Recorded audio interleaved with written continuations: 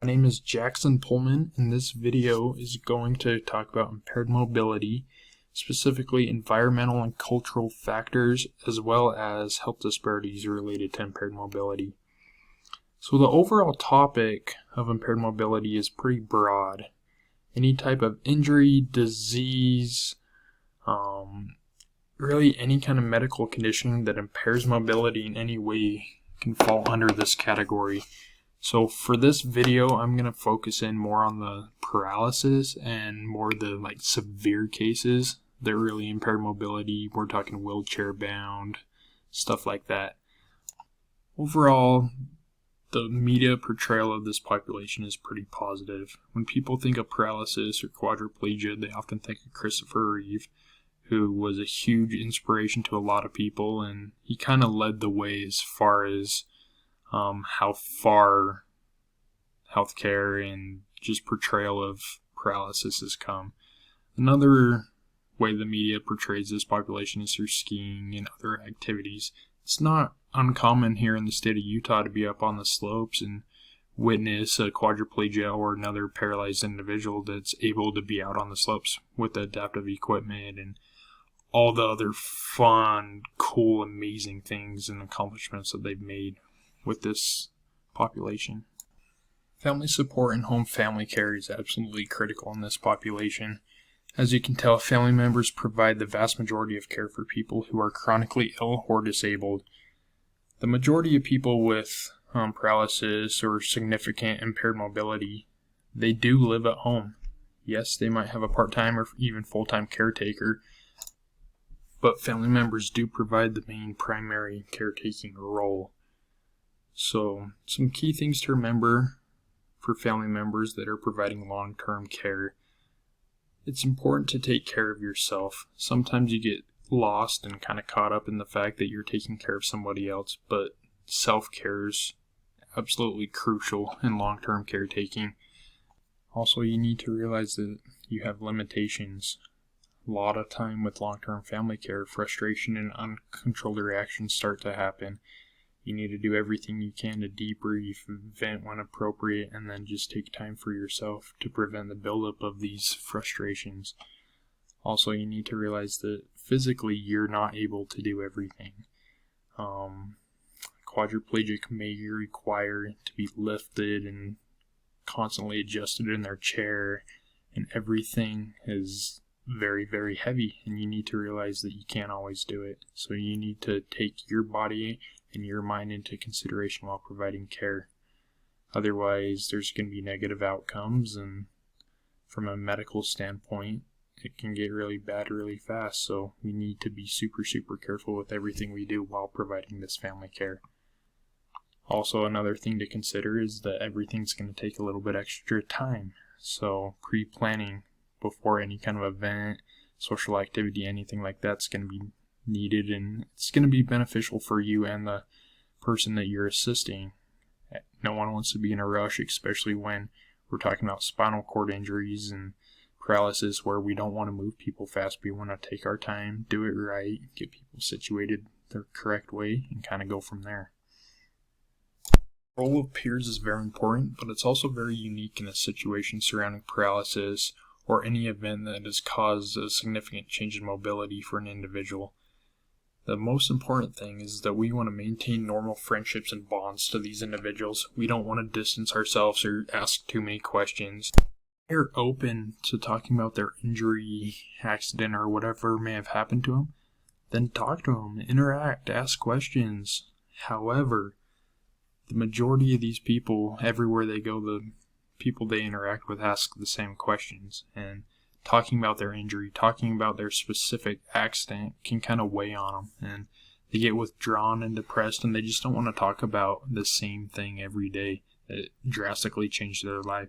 So instead, talk about the recent sporting event, talk about the movies, talk about anything unrelated to it. Just treat them as a normal friend, however you may have interacted with them before the accident. Continue that same friendship.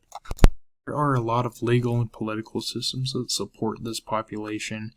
First, the Affordable Care Act. The CARE Act restricts insurance companies from denying coverage to any American based on a pre-existing condition, including a disability. There's also no lifetime or annual cap for insurance policies. So what this means is that someone can't lose insurance because they become physically impaired or have a disability. But also, if they need subsequent hospital visits and they keep going back to the hospital over and over again, they can't get capped out, so they have access to medical coverage no matter what they need, which is crucial because a lot of times these individuals get sick and they get a superbug, they get MRSA or C. diff just because they're unable to move, so their immune systems become compromised, and it's just a medical nightmare almost. So having this CARE Act that supports their financial means as far as being able to have access to medical care is crucial. The next government system in place for this population is a Social Security disability. What this is essentially extra coverage and support for individuals who have disabilities that are unable to work.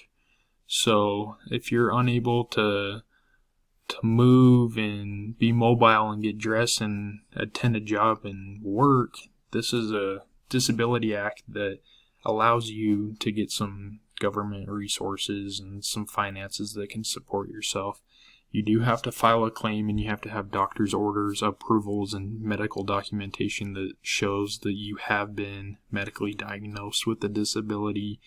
And it's a huge process, but long term it's worth it for these individuals, and it's a great policy. The last thing I have listed here is parking permits. Parking permits may seem like such a basic, simple tool. However, it's pretty crucial for this population. The ability to save a few steps and just have a little extra space to get out of the car and have less distance to travel into a store or wherever they're going is very beneficial. It just helps save that much energy so they can use it somewhere else during their day. The biggest potential barrier for this population is wheelchair use. Wheelchairs are heavy, bulky, and they tend to take a little extra time to get around. It's important to remember that during public events or sporting events or somewhere where a wheelchair is involved, to give them extra space and time. There doesn't need to be a rush to get somewhere. It's okay to take a step back and let these people through and give them the space and time that they need. There's not a lot of international statistics available online. So for this, we're going to focus more on the national scope of things versus the worldwide. These numbers are pretty astonishing to me though. Approximately 1.7% of Americans suffer from some form of paralysis, and this adds up to about 5,357,970 people. Out of those people, 41.8% of them are unable to work, and $40.5 billion is spent annually to treat spinal cord healthcare costs. The 1.7% of Americans that are affected by paralysis apply to each and every one of these categories. Race, ethnicity, religion, gender. There's really no restriction with paralysis. It affects everybody. Now on the reverse side of things, as far as support goes, everyone seems to support these individuals. The biggest downside to paralysis is cost. So there are certain geographical locations that are a little more poor and full of poverty, and they're unable to support these individuals because you need ventilators, you need medical equipment, you need access to medical care and stuff like that. So that aspect, geographical location, does matter. With gender, there is evidence that suggests that more men compared to women end up with spinal cord injuries and or paralysis. This is most likely related to men having, on average, a more daring lifestyle. They tend to do certain events and activities that are a little more dangerous, and therefore it leads to more injuries. Bias is pretty common and unfortunately usually pretty negative towards this population. These quotes are from an individual who suffered a spinal cord injury in high school and later got into Harvard.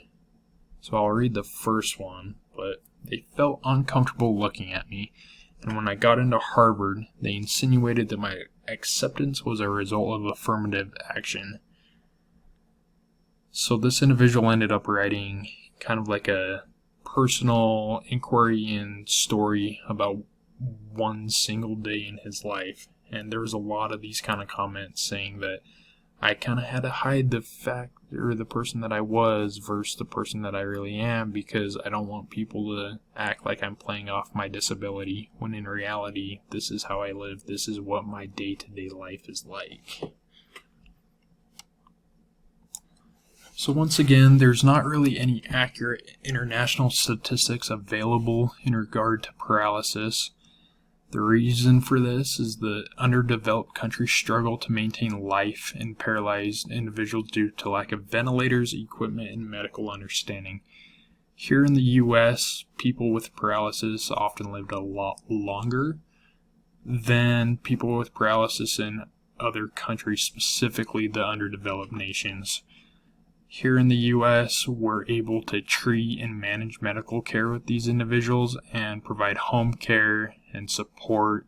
Just be able to keep these individuals happy and alive, because once your body becomes physically immobile and you're not able to do a whole lot or anything at all, life is very difficult to maintain.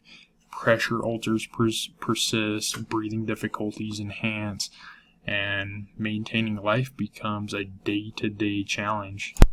Overall, people suffering from paralysis and or impaired mobility do have pretty good support, both financially and socially.